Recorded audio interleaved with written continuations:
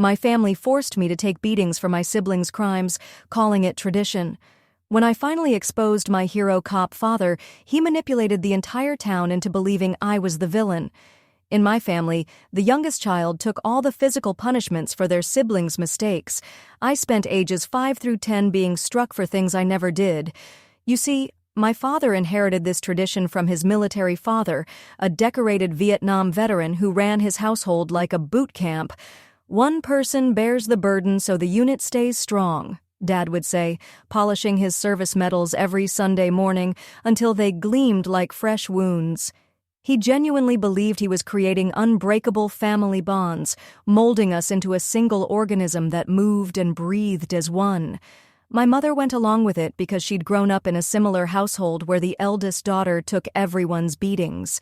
It made us closer, she'd insist, her voice hollow as an empty church bell. We learned to protect each other. I had 3 older siblings, Marcus, Diana, and Gabriel. They were good kids once, but knowing I'd take their punishments transformed them into something else. Marcus started skipping school, then progressed to shoplifting. Diana would steal Mom's jewelry and sell it for concert tickets. Gabriel would fail tests on purpose, drawing obscene pictures instead of answering questions. During family meetings, they'd look at me with that toxic mixture of guilt and relief swimming in their eyes as Dad reached for his belt, the leather cracking like a whip in the silent room. The rule was simple but savage.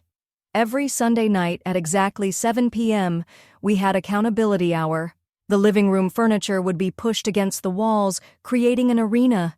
Dad would list that week's infractions while I stood in the center, barefoot on the cold hardwood floor, wearing only a thin tank top and shorts so the belt would teach its lesson properly.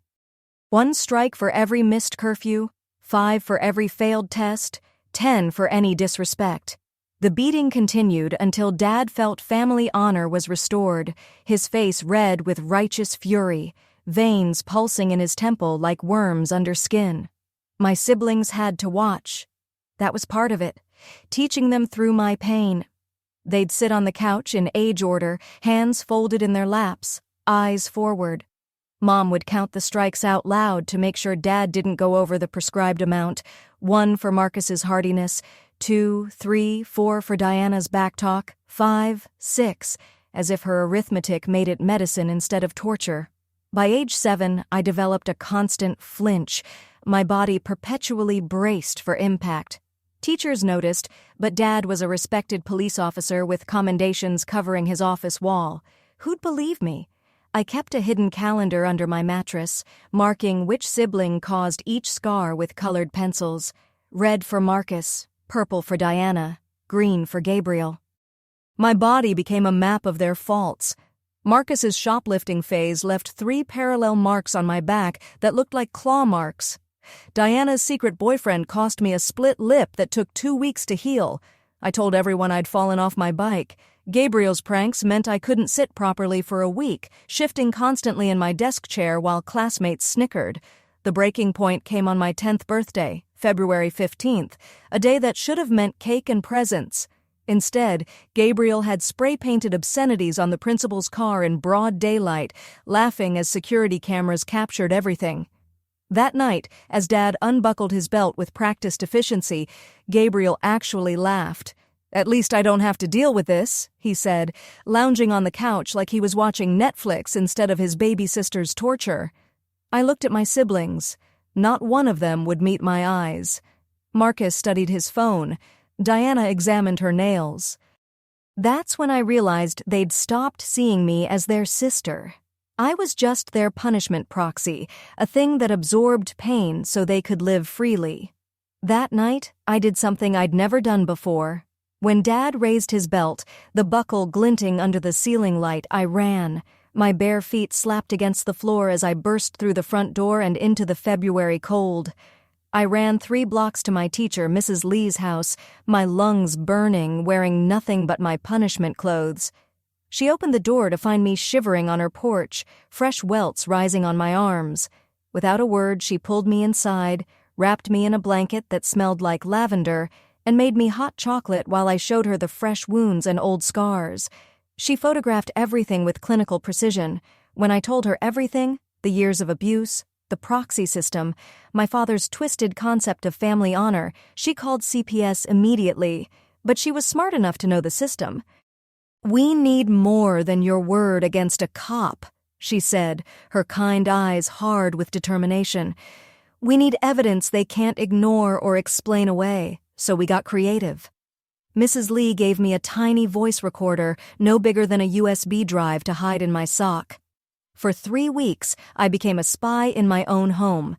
I documented everything: Dad's rants about family honor and military discipline, Mom counting strikes out loud like some sick lullaby, my siblings discussing whose turn it was to mess up next. I even recorded Gabriel asking Marcus, "Think she'll cry this time? She didn't last week. Maybe Dad's going soft." But when CPS showed up, Dad was ready. He pulled out documents showing my recent psychological evaluation scheduled just 2 weeks prior. The timing wasn't coincidental. Dad had been preparing for this moment, building his case methodically.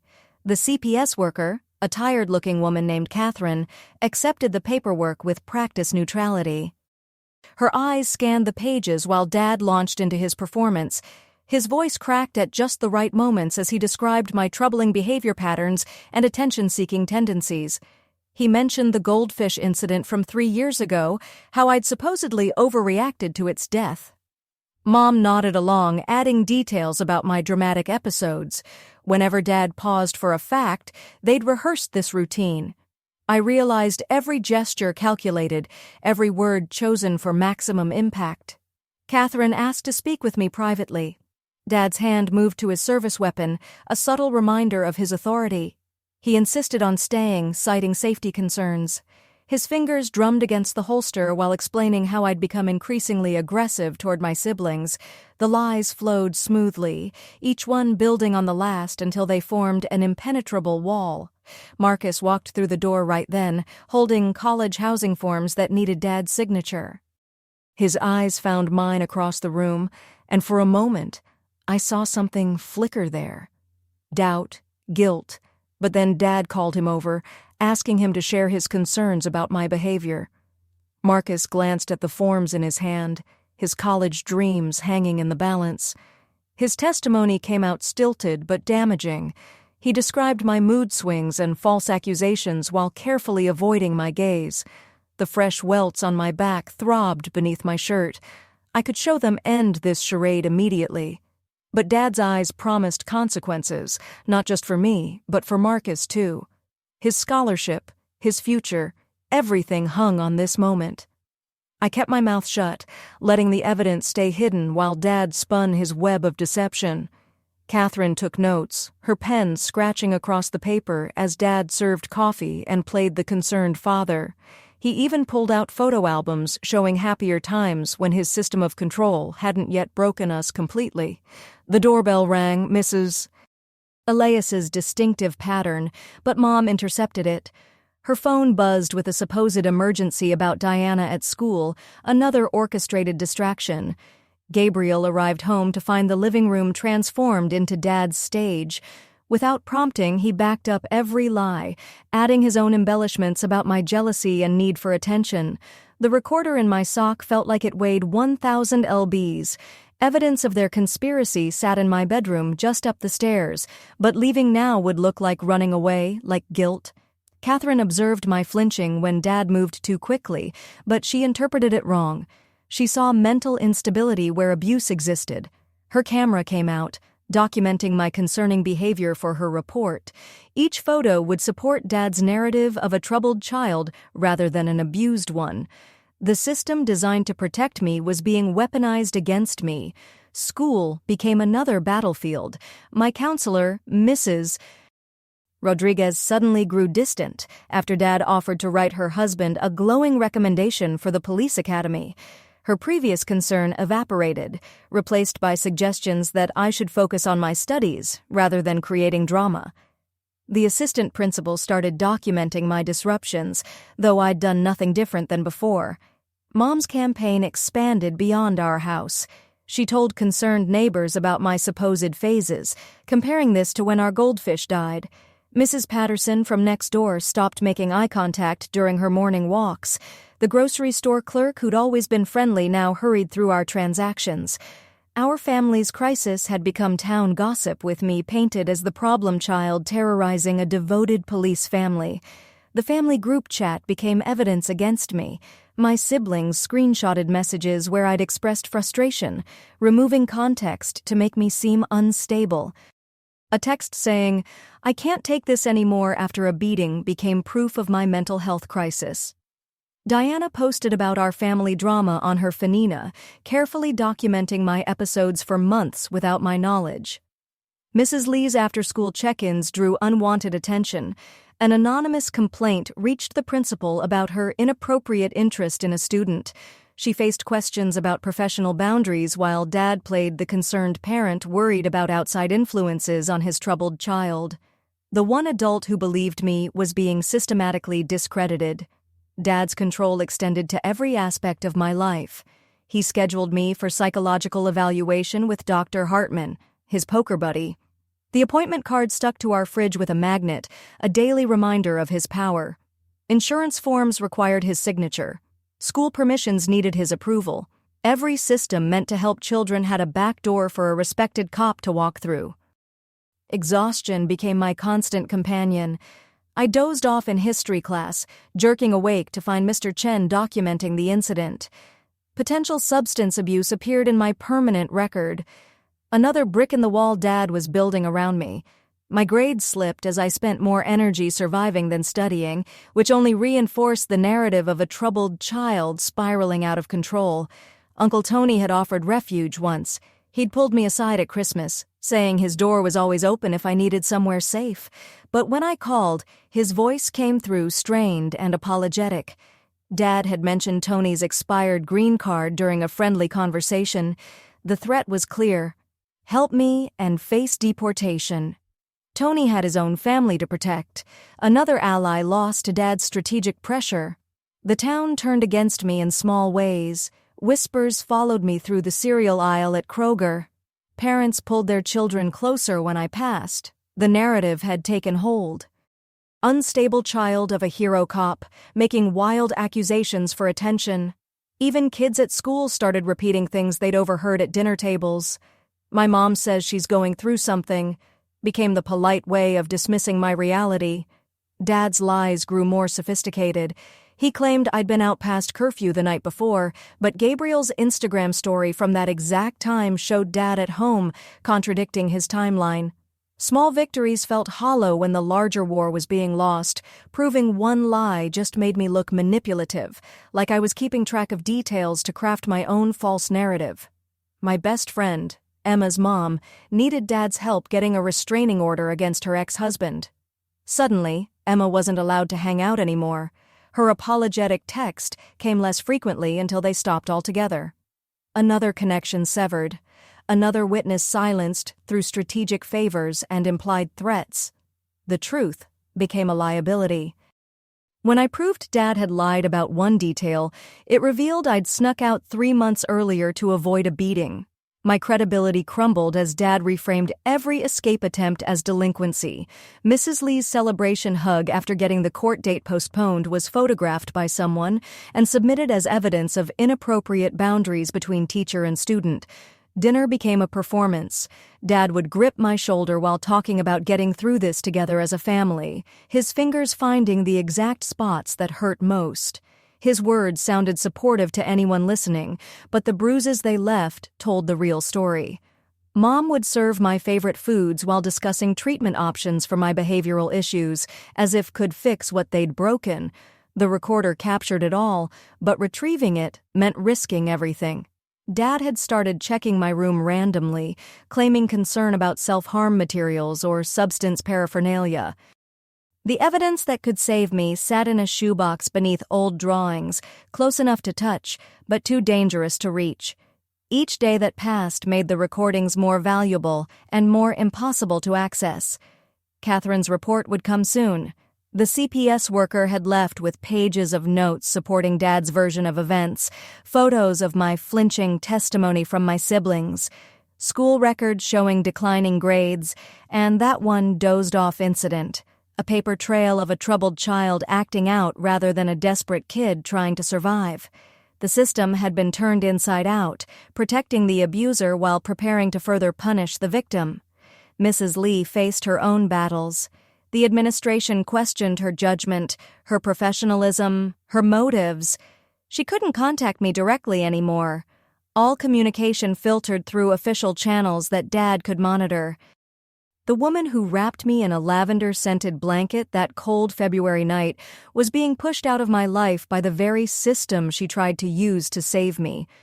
My siblings avoided me at home, guilty consciences making them cruel. Marcus buried himself in college prep. Diana spent more time with friends. Gabriel treated the whole situation like a joke, making comments about crazy little sisters when his friends visited. They'd chosen their side, and it wasn't mine. The family unit Dad claimed to be protecting had shattered, held together only by shared complicity in my abuse. The town had made its judgment. The respected cop with combinations covering his wall couldn't possibly be what I claimed. His troubled youngest child, however, fit perfectly into a narrative they could understand. Mental health issues, attention-seeking behavior, false accusations born from jealousy or delusion. The truth was too uncomfortable, so they chose the comfortable lie. Each day brought new indignities, new proofs of my supposed instability. Each night brought the knowledge that evidence of the truth sat just upstairs in a shoebox I couldn't safely reach. The recorder held their voices, their admissions, their casual cruelty, but getting it meant risking everything. And Dad's random room searches had increased. He was suspicious, careful, always one step ahead. The walls closed in steadily. Support systems crumbled, allies disappeared. The narrative solidified around me like concrete, trapping me in a story where I was the villain in my own abuse. Dad's system had evolved from physical control to something far more sophisticated. He'd turned the entire town into his accomplices, made them willing participants in silencing his victim. Dad's basketball coaching started the following week. Gabriel's team practiced in the school gym every Tuesday and Thursday, and Dad arrived with his whistle and clipboard like he'd been doing it for years. I watched from the bleachers as he demonstrated proper shooting form, his movements fluid and confident. The kids gravitated toward him immediately, drawn by his easy charm and genuine enthusiasm. He learned their names within minutes, remembered their favorite NBA players, even quoted lines from Space Jam when they made good plays. My favorite movie, the one we used to watch together on lazy Saturday afternoons before everything went wrong. The irony burned like acid in my throat. Here was the man who turned family into warfare, teaching teamwork and sportsmanship to 12-year-olds. He high-fived them after successful drills, offered encouragement when they struggled, never once raising his voice in anger. The other parents beamed from the sidelines, thrilled that Officer Thompson had volunteered his time. They had no idea that same hand delivering praise had delivered pain just days before. Gabriel thrived under Dad's coaching, his natural athleticism finally given proper direction. He started making more shots, passing better, even helping younger players with their form. Dad would ruffle his hair after good plays, the gesture so normal and fatherly that my stomach turned. The team started winning games they'd previously lost, and Dad became the hero of the basketball parents group chat. I tried explaining the situation to my English teacher, Mr. Robbie. During lunch one day, he listened patiently as I described the punishment system, the beatings, the way Dad had manipulated Catherine's visit. But when I mentioned Dad was coaching Gabriel's team, Mr. Robbie's expression shifted. The father has some skills at playing different roles, the supportive coach with the basketball team while being the abuser at home. It's interesting how Mr. Robbie's expression changes when he learns about the coaching. That small moment shows how the father's good deeds create doubt about the OP's story. His son played on that team too, loved Coach Thompson's practices. The conversation ended with Mr. Robbie suggesting I speak with the school counselor about my family adjustment issues. Dad's influence spread through the school like spilled ink. He volunteered for Career Day, showing up in full uniform to talk about community service. He joined the PTA Safety Committee offering professional insights about protecting children. He even started a youth mentorship program at the station, focusing on at-risk kids who needed positive role models. Every good deed built his reputation higher while making my accusations seem more delusional. The psychological evaluation with Dr. Hartman took place in a beige office that smelled like leather and disappointment. Dad had prepped me beforehand, his hand heavy on my shoulder as he explained the importance of being honest about my struggles. Dr. Hartman asked about my sleep patterns, my appetite, my relationships with family members. I tried steering the conversation toward the abuse, but he kept redirecting to my emotional responses, my coping mechanisms, my tendency to externalize blame. He showed me ink blots that looked like nothing but spilled paint, asked me to draw pictures of my family, had me complete questionnaires about my mood. When I mentioned the beatings, he nodded sympathetically and asked how that made me feel, never once questioning whether they'd actually happened. The session ended with him prescribing mild anxiety medication and recommending family therapy. Dad thanked him profusely, playing the concerned father perfectly. Mom's password proved easier to remember than I'd expected. Her fingers had traced out our old dog's name, followed by Diana's birthday, a combination she'd probably used for years. I waited until everyone was asleep before creeping to the family computer, my heart hammering against my ribs. The browser history revealed her recent searches, and what I found made my blood run cold. Troubled teen camps in Utah, wilderness therapy programs, residential treatment facilities. She'd been researching places to send me. I ordered a book about surviving child abuse, using Mom's saved credit card information, and having it shipped to school instead of home. The confirmation email went to her account, but I deleted it immediately, hoping she wouldn't notice the charge among all the others. The book arrived 3 days later, hidden inside a manila envelope. I read it during study hall, learning about trauma responses, gaslighting, documentation strategies. Knowledge became my armor against their manipulation. Diana's Vinsta account shocked me when I finally found it. She'd been documenting our family drama for months, posting videos and photos with captions that painted me as an unstable attention seeker. There were clips of me flinching at sudden movements labeled as dramatic overreactions, screenshots of our text conversations edited to remove context, even a video of me crying after a particularly bad beating captioned with eye-roll emojis and comments about teenage hormones. Her followers, mostly kids from school, left comments agreeing with her assessment. They called me crazy, suggested I needed help, shared their own stories about difficult siblings. Diana had turned my trauma into entertainment, gathering social media sympathy while I gathered bruises. The betrayal cut deeper than any belt ever could. My attempt to record Dad using Mrs. Lee's old phone nearly ended in disaster. I'd hidden it in my backpack, activated the voice recorder during dinner, hoping to capture one of his threatening monologues, but phones weren't as quiet as professional recorders. A soft beep echoed through the kitchen just as Dad was explaining how disappointed he was in my recent behavior. His head snapped up, eyes scanning the room like a predator sensing danger. I fumbled with my backpack, pretending to look for homework while frantically trying to stop the recording. Dad stood slowly, walking around the table with deliberate steps. He asked about the sound, his voice casual, but his body coiled with tension. I pulled out a math worksheet, claiming I'd been trying to use the calculator app. He didn't believe me. I could see it in his eyes, but he let it go for now. The next morning, he announced new phone rules. All devices would be turned in before dinner, stored in a basket in his room overnight for our safety, he explained, to prevent cyberbullying and ensure proper sleep. Mom agreed immediately, praising his proactive parenting. My siblings grumbled but complied, knowing resistance would only make things worse. Another avenue of documentation closed off. School pickup procedures changed without warning. The office secretary called me down during math class, explaining that Dad had updated my emergency contact information. He was now the only authorized person for early dismissal, medical emergencies, or any situation requiring parental involvement. Mrs. Lee's name had been removed from all forms. The secretary smiled as she explained this, clearly seeing it as a father taking appropriate responsibility for his troubled child. The nurse who'd noticed bruises on my arms during a routine health screening made her choice clear through silence. Mrs. Bobby had always been kind, offering ice packs for injuries and asking gentle questions about how I'd gotten hurt.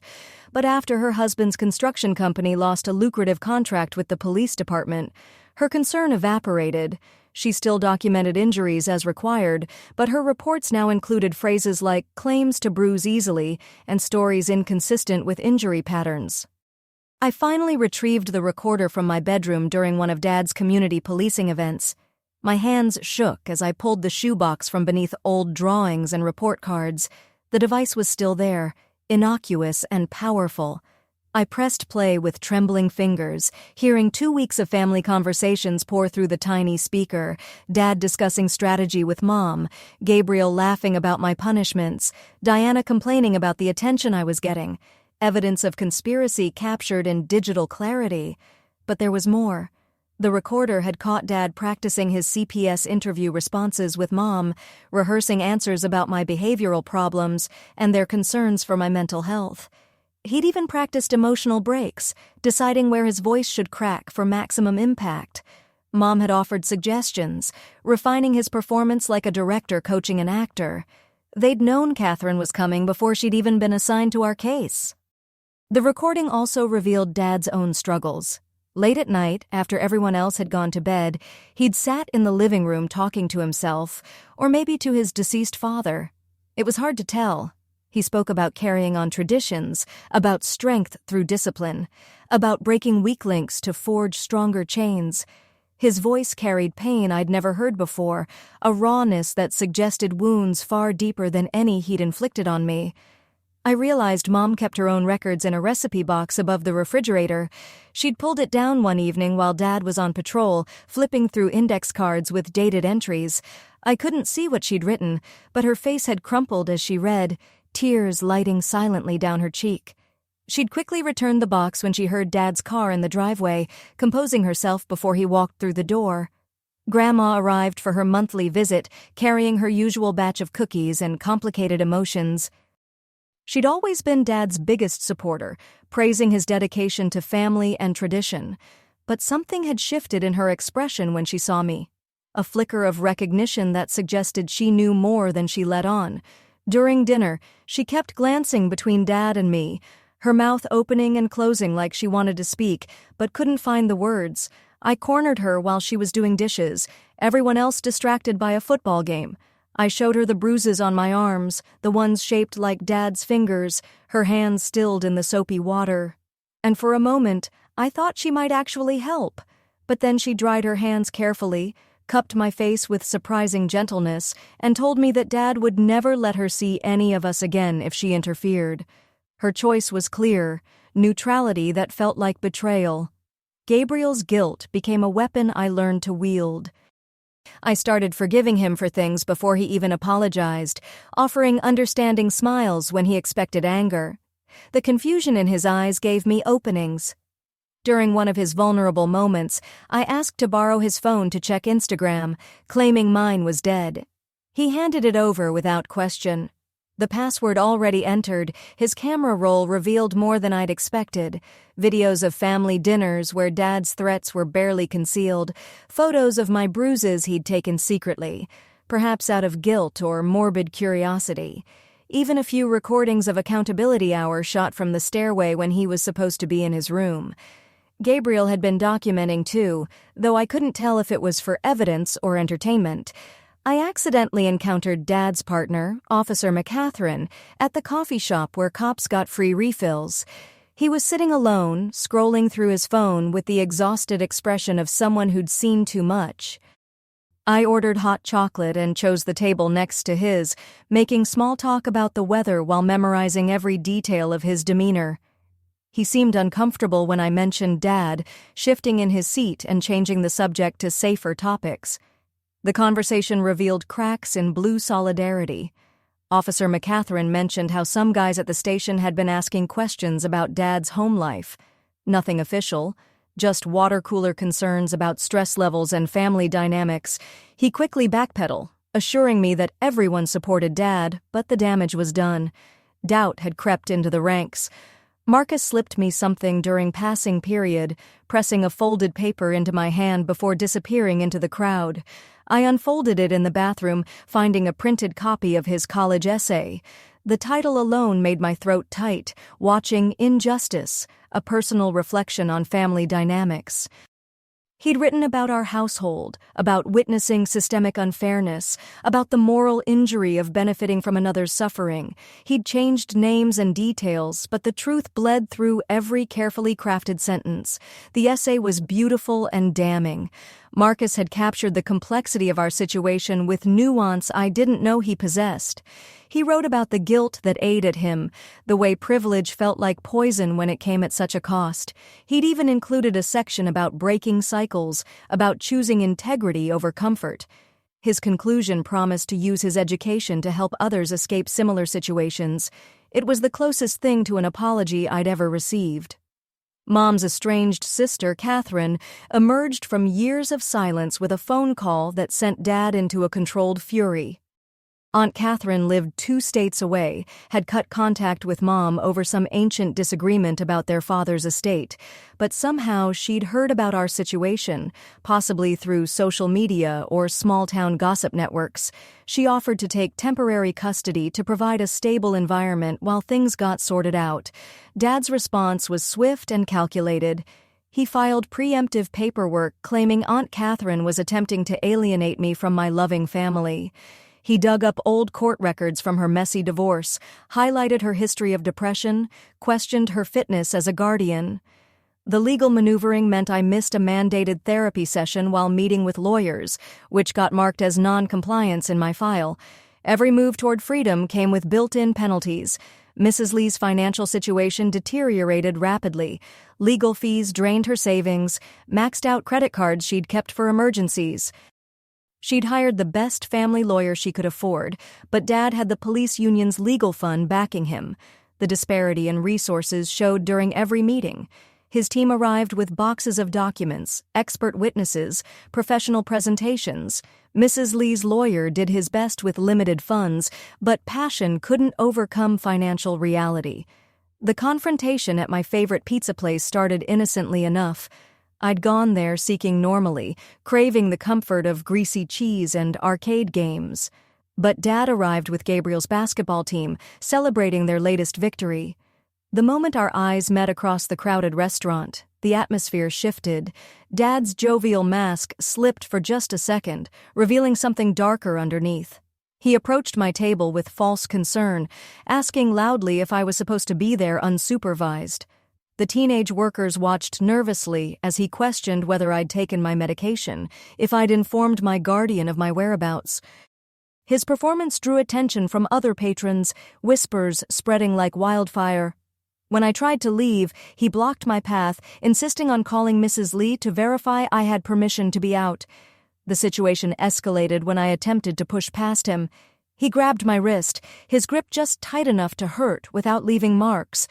The assistant manager, a kid barely older than Marcus, didn't know what to do. Dad was a cop, a regular customer, a youth coach. I was the troubled kid everyone had heard about. When the manager finally asked Dad to let me leave, Dad released me with exaggerated concern, suggesting they call if they noticed any concerning behavior. Mrs. Lee returned from administrative leave with restrictions that made her job nearly impossible. She couldn't speak to me directly, couldn't offer support beyond what any teacher would provide to any student. All communication had to go through official channels, documented and reviewed. The warmth that had defined our relationship was forced behind professional boundaries. Worse, the substitute teacher during her absence had been Dad's cousin, a woman who spent more time gathering intelligence than teaching English. I started sleeping in Mrs. Lee's laundry room without official permission. She couldn't invite me to stay. That would violate the no-contact order, but she also couldn't lock her back door, and if I happened to find my way inside during the night, well, she was a heavy sleeper. The arrangement was unspoken, but understood. I'd curl up between the washer and dryer, the rhythmic tumbling of late-night loads more soothing than any lullaby. Meanwhile, Dad redecorated my bedroom as part of our family's fresh start. He painted the walls a cheerful yellow, bought new furniture, even hung motivational posters about perseverance and growth. He documented the transformation on social media, posting before and after photos with captions about creating healing spaces for troubled teens. Friends and family members commented with praise and heart emojis, celebrating his dedication to my recovery. Diana's mental health deteriorated as family pressure mounted. She started wearing long sleeves even in warm weather, hiding what I glimpsed were fresh cuts along her forearms. The self-harm wasn't for attention. She kept it carefully concealed. But during one particularly tense family dinner, her sleeve rode up as she reached for the salt. The scars were deliberate, parallel lines that spoke of control sought through pain. She cornered me in the bathroom later, tears streaming down her face as she blamed me for Mom's anxiety, Dad's anger, the family's destruction. She showed me more scars, some fresh, others healing into raised white lines. Each one she claimed was my fault, if I just kept quiet, maintained the family balance. None of this would be happening. Her pain was real, even if her blame was misplaced. Another casualty of Dad's war. Mrs. Lee's investigation triggered a domino effect of consequences. Mrs. O'Catherine, who taught next door, had suspected abuse, but never reported it. When the administration discovered her failure to follow mandatory reporting laws, she was suspended pending investigation. Her husband blamed her for risking their income, their reputation, their children's stability. Their marriage crumbled under the strain. Another relationship destroyed by proximity to our family's dysfunction. I kept recording despite the mounting collateral damage. Every conversation captured, every threat documented, even as innocent people suffered from the fallout. The guilt ate at me, but stopping felt like surrender. I told myself that breaking the cycle required sacrifices, that short-term pain would prevent long-term suffering, but watching Mrs.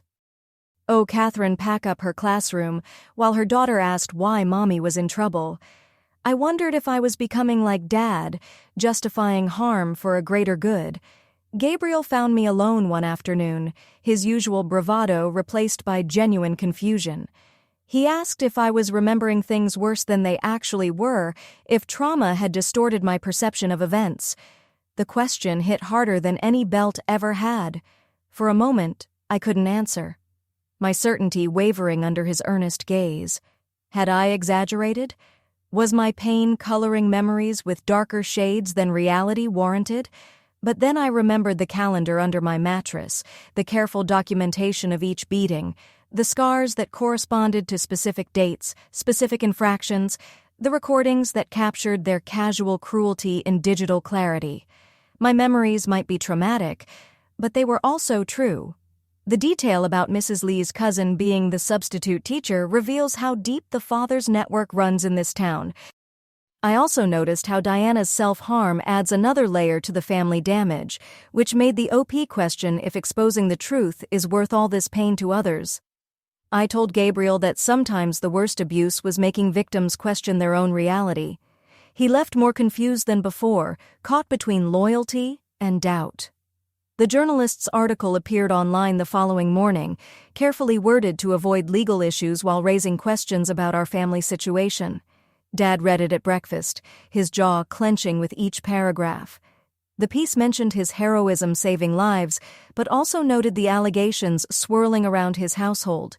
Comments poured in from readers, some defending him as a dedicated officer, others wondering if there was truth to the rumors. Dad's response was immediate and strategic. He scheduled interviews with sympathetic media outlets, bringing Mom along to present a united front.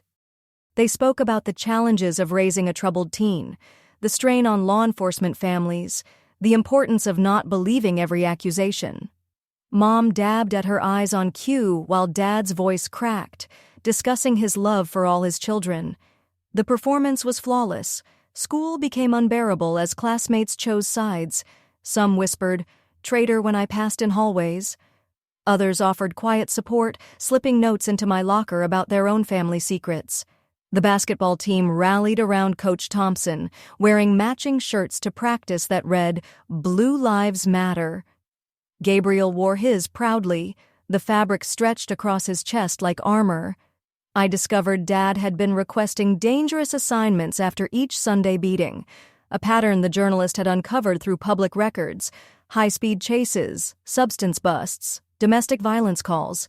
He'd volunteer for the worst shifts following accountability hour. His partner mentioned it during another chance encounter, how Dad seemed to seek punishment through risk. The revelation complicated my hatred, suggesting he suffered too, just different. The recordings from Dad's late-night monologues revealed more than self-punishment. He'd spoken to his deceased father, begging forgiveness for being weak, for letting the family discipline slip. He'd admitted knowing he was becoming what he'd hated, trapped in cycles he couldn't break. His voice had broken, describing his own childhood, the bruises hidden under his uniform mirroring ones I hid under school clothes. Understanding his pain didn't excuse it, but it explained the machinery of our destruction. During a heated family meeting, I finally played one of the recordings. Dad's voice filled the room, discussing strategy with Mom, practicing lies for Catherine. The color drained from his face as he heard himself rehearsing emotional manipulation. Mom reached for the recorder, but I pulled it back, letting his words hang in the air like evidence at trial. Gabriel shifted uncomfortably while Diana covered her ears, unable to face their complicity played back in digital clarity. Dad's composure cracked. He slammed his fist on the table, demanding to know how I'd recorded them when I'd become so deceptive. The irony of him calling me deceptive while listening to evidence of his lies wasn't lost on anyone. Marcus stood abruptly and left the room, his college essay still folded in my pocket. The family meeting dissolved into chaos, accusations flying like shrapnel. That night, Dad sat in his patrol car outside Mrs. Lee's house for hours. I watched from the laundry room window as he stared at the front door, his silhouette rigid with barely contained rage. Mrs. Lee called the police to report the stalking, creating the surreal situation of cops responding to a complaint about one of their own. They convinced him to leave after hushed conversations, but his presence lingered like a threat. The next morning brought consequences. Child Protective Services returned with a court order for emergency custody evaluation. Dad had filed new paperwork, claiming I was being manipulated by a teacher with ulterior motives. The social worker, different from Catherine, arrived with predetermined opinions about the situation. She'd already reviewed Dad's evidence, seen the photos of my concerning behavior, read reports about my declining academic performance. I showed her the bruises, played portions of the recordings, presented my documentation with desperate precision. She took notes, but her expression remained skeptical. A troubled teen making serious accusations against a decorated officer required more than amateur evidence. She questioned why I'd waited so long to come forward, why I'd recorded my family secretly, what I hoped to gain from destroying my father's reputation. Each question felt like another door closing. Marcus finally broke his silence during the social worker's family interviews. He sat rigidly in the living room chair, his college acceptance letter in his pocket like a talisman. When asked about our family dynamics, he started slowly, choosing words carefully. He described witnessing years of systematic abuse, the guilt of benefiting from my suffering, the moral injury of staying silent. His testimony carried weight mine couldn't, the privileged son confirming the scapegoat's truth. Dad's face transformed as Marcus spoke, cycling through disbelief, rage, and something that might have been grief. He tried interrupting, claiming Marcus was confused, had been influenced by my lies, but Marcus pulled out his phone, showing videos he'd taken secretly over the years. Gabriel crying after causing a beating, me trying to hide welts before school, Mom counting strikes with mechanical precision. The evidence was overwhelming and undeniable. Diana's reaction was explosive. She accused Marcus of betraying the family, of destroying their future for my attention-seeking drama. She pulled up her sleeves, showing her scars like evidence of my crimes. The social worker documented everything: the self-harm, the family fractures, the competing narratives of abuse and loyalty. Our family's destruction played out like a tragedy she'd seen too many times before. The police department launched an internal investigation, more concerned about liability than justice. Officers who'd supported Dad distanced themselves, suddenly remembering concerns they'd never voiced. His partner admitted to suspecting something was wrong, but choosing the thin blue line over a child's safety. The union provided lawyers, but their enthusiasm waned as evidence mounted. Dad's carefully built reputation crumbled like ancient architecture. I moved between Mrs. Lee's house and emergency foster placements while the legal system ground forward. Court dates were set and postponed. Lawyers filed motions and counter-motions.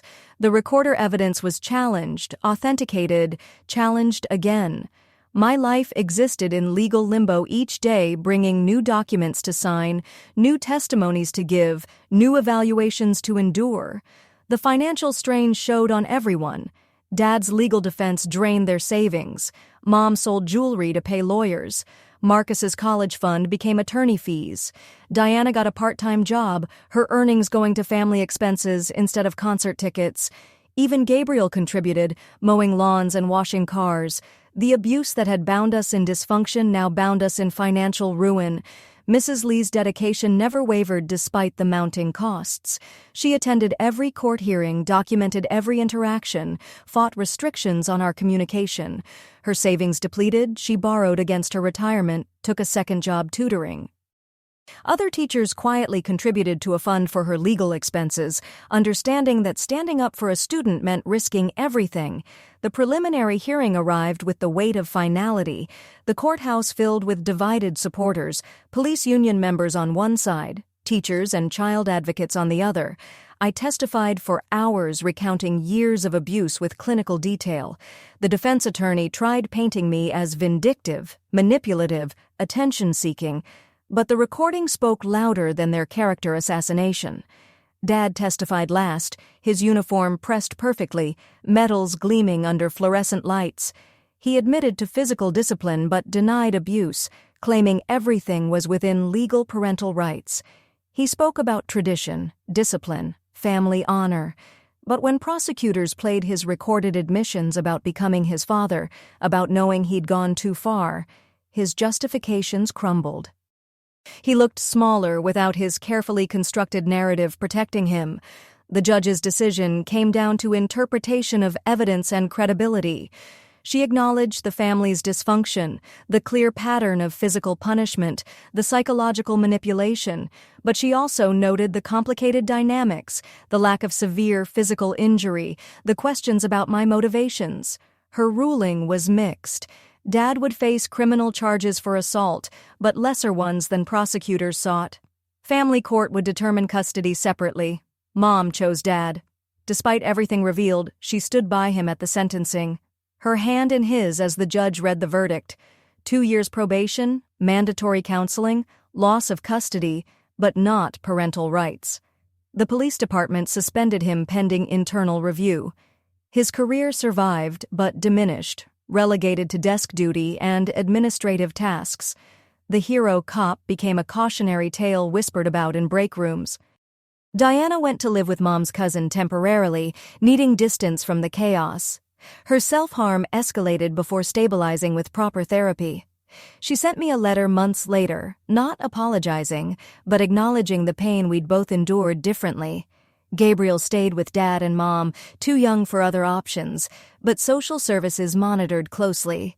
His basketball success continued, but the joy had dimmed, complicated by everything surrounding his coach. Marcus chose independence, working multiple jobs to afford a studio apartment near college. He visited me occasionally, our relationship forever changed by his late courage. We didn't discuss the years of silence, the price I'd paid for his privilege.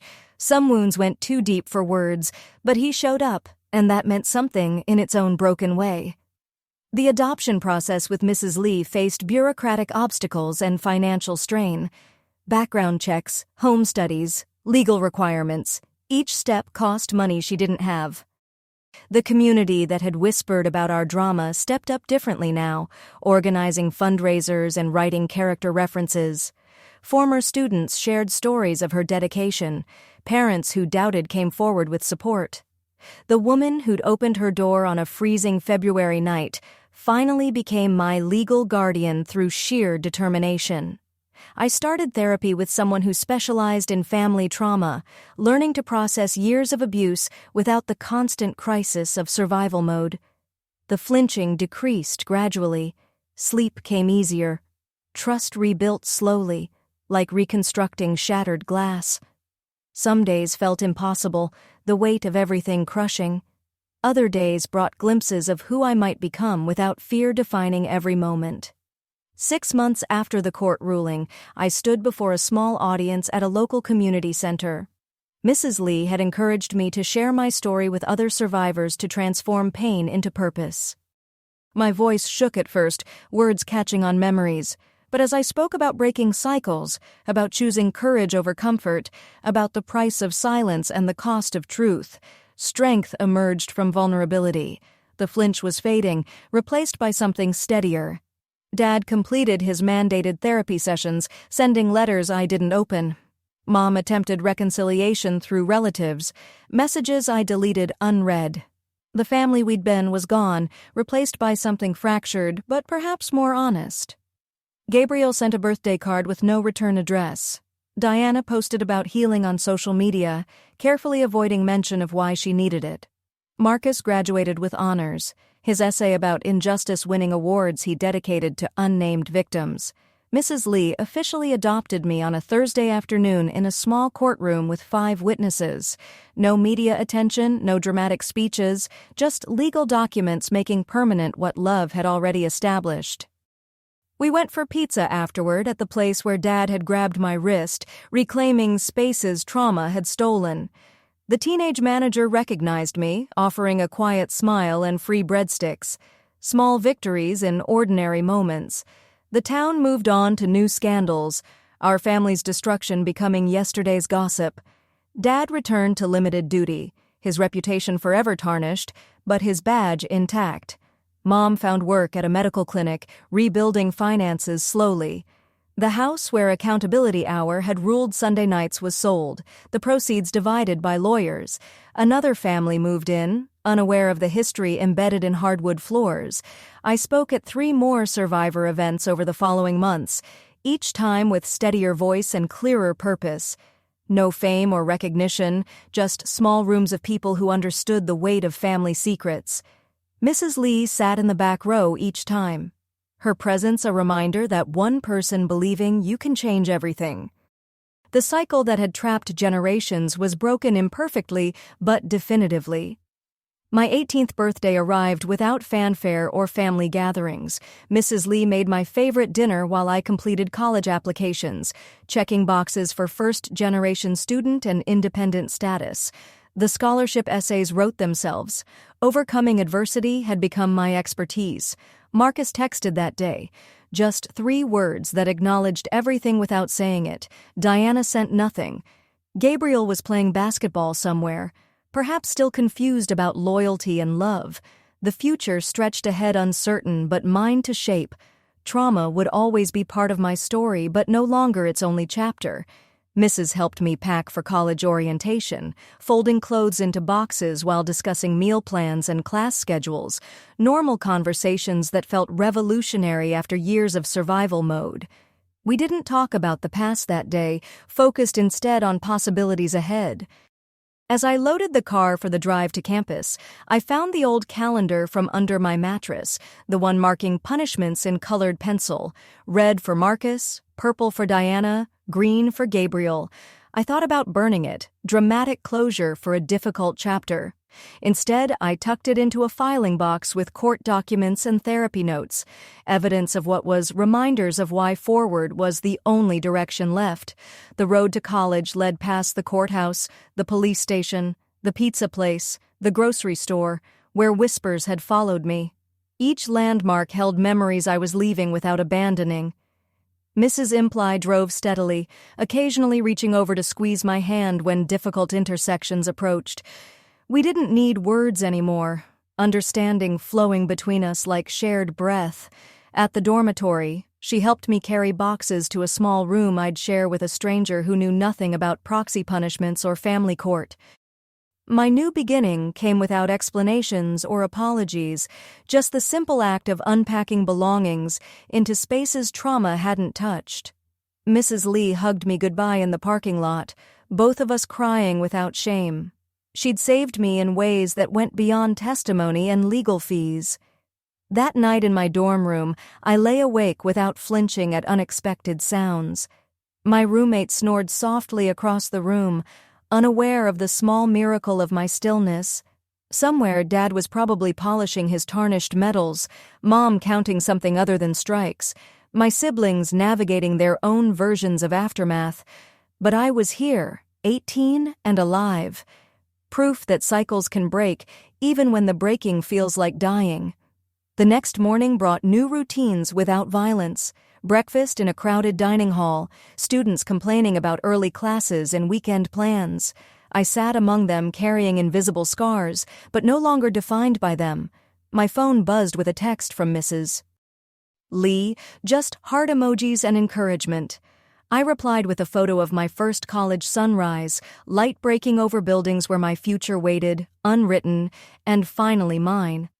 This is the end of the video, but I noticed how the OP gives each family member their own way of dealing with what happened. Gabriel's unsigned card, Diana's careful social media posts, and Marcus's essay that wins awards while keeping the real story hidden. I loved reading through this one.